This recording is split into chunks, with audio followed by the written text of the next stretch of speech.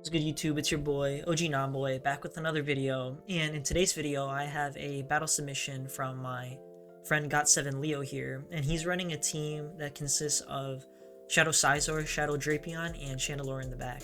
So he kind of wanted to run the Chandelure since we just had the community day, and it's kind of like a spicier pick in this Halloween Cup meta. And as you're going to see in this battle, the Chandelure is going to be able to put a lot of work in on the back end, especially with some shields up. And a lot of times it's able to sweep games. So first match here, we have the Sizor into the Alolan Ninetales, which is a very positive matchup. And they bring in a Trevenant, and this is a pretty like heads up play, I guess, by Got7 Leo here. He's deciding to stay in with the Shadow Sizor, and this makes a lot of sense since both your back two Pokemon like do just as well against the Alolan Ninetales, so you don't really need switch, and you don't really need your Sizor aligned to the Alolan Ninetales per se. So what he's doing here is he's saving the shields for the Chandelure in the back, and now he's up 2 shields, and he's still going to be able to reach a move on this Alolan Ninetales here. So with 2 shields up, this Chandelure should be able to sweep the game pretty easily.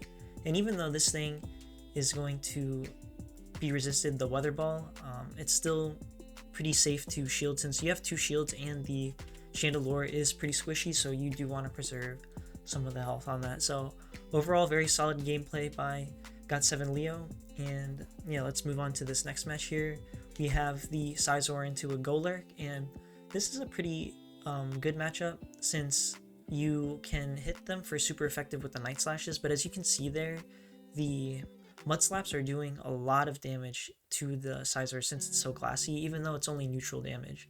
So let's see what Got7 Leo decides to do. Looks like he's just going to stay in here and get a shield advantage, but the opponent actually decides to let that go. So now Got7 Leo is in a really good position since he has the Chandelure aligned to the Escavalier, and now that they swapped out, he's going to bring his Shadow Drapion into their Crustle here. So this is like a fairly even matchup, except for the Shadow Drapion is a little bit squishy, and the the Crustle here is resisting the Poison Stings, but Got7 Leo comes back in with the Chandelure, and he should have a move ready for the Escavalier here, and this Flame Charge is gonna absolutely send this Escavalier into the Shadow Realm, and that is a GG's there. So next match, Sizor into Ninetales, another positive lead. Like, the Ninetales has nowhere to go basically against this team. So he's gonna throw the Iron Head here, and the opponent lets that go. So at this point, like, you're in a good position. He decides not to shield this, it's just a body slam, so it ends up working out really well for him. He doesn't have to give up a shield, and he still keeps alignment and is able to take out the Zweilous there. So they bring the Marowak back in. He's not able to get a move off before he goes down, but at this point, like, you have pretty solid alignment. The only tricky-ish thing here is the Marowak is able to get to these Bone Clubs fairly quickly, but the Chandelure should be able to sweep these back to Pokemon. So let's see what happens here. I'm gonna get off another crunch. Maybe won't be able to get to another crunch. Yeah, definitely won't be able to get to another crunch before going down. So knowing that, he swaps out immediately into his Chandelure here, and it's pretty tricky because a lot of times, like, playing with Incinerate, which is like a 5-turn like fast move, it's really easy for your opponents to catch. So the opponent swapping out immediately there, like, I don't know, because if he had decided to throw right away, like, they would have caught, but it worked out for him in the end. GG's there. Next match we have the Wormadam Trash, and that's a pretty good pick in this meta. Like, it knows Confusion, which hits against the like poison types pretty hard, and it's also an XL mod, so it's pretty bulky. So now we have the Drapion into the Zweilous here. So he loses switch here, so let's see how he's able to get out of this. You know, let the body slam through. It's resisted, but it still does a pretty large chunk.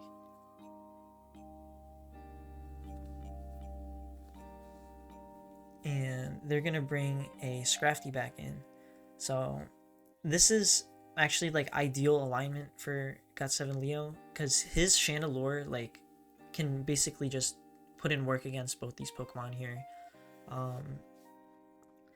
So the foul plays are definitely going to be threatening, but hopefully he's going to be able to take out this Scrafty here before the Scrafty is able to get to like enough foul plays here. So these Incinerates are starting to add up quite a bit, since now they've been boosted twice. So I think he's in a pretty good position to farm all the way down. The opponent does bait there, and that was probably like his only chance of possibly winning this, and instead of going for the Flame Charge, he decides to go for the Shadow Ball. I mean, they're both super effective. Oh wait, no, they're not both super effective. I thought he was Psychic for some reason, but yeah, a little bit of a little flex there at the end. Next match we have the Scizor into Frostglass, and honestly the Scizor here is also kind of like MVP, right? Like, he's won most of these leads with the Scizor here, and has made it very hard for the opponent. And so now they bring in the Umbreon, and the Umbreon throws a foul play here. I guess this Umbreon may not know Last Resort, but let's find out. I did make a video about the Psychic Umbreon, and I don't know, like, I think probably it does definitely have some play depending on like what you're aligned against, but in these sorts of situations, like, you really wish you had the Last Resort instead of the Psychic. So I would, if I were you, maybe go with the PV Poke recommended Last Resort instead of the Psychic. And now we have the Obstagoon here. A little bit of a risky crunch there, but I guess he was fishing for the debuff. So now this is like a pretty interesting spot to be in, since the Night Slashes here will be doing super effective damage to the Chandelure here, and they are the Obstagoon gets to them pretty fast. Like, he's able to get to them after 5 counters. So good thing though, he has 2 shields, which he's now just spent both of them, and we'll see if he's going to be able to take out this Obstagoon. And looks like he's able to get to the Flame Charge here, and that should be a good game basically. Yeah, so overall very like solid team, as you can see from these battles here. The Shadow Scizor actually put in a lot of work, but with shields up too, like the Chandelure here has a really oppressive fast move damage, and it just really hits hard, especially if you're able to get your Chandelure a shield advantage. Then it can put in a lot of work in the back and just kind of sweep up the game and give you the dub there. So that's all for today's video. Thank you for GOT7 Leo for submitting your battles, and if you enjoyed this video, make sure you like, comment, and subscribe, and also submit your own battles in the link in the description below, and I'd be happy to shoutcast them. So yeah, that's all for this one, and I'll see you in the next one.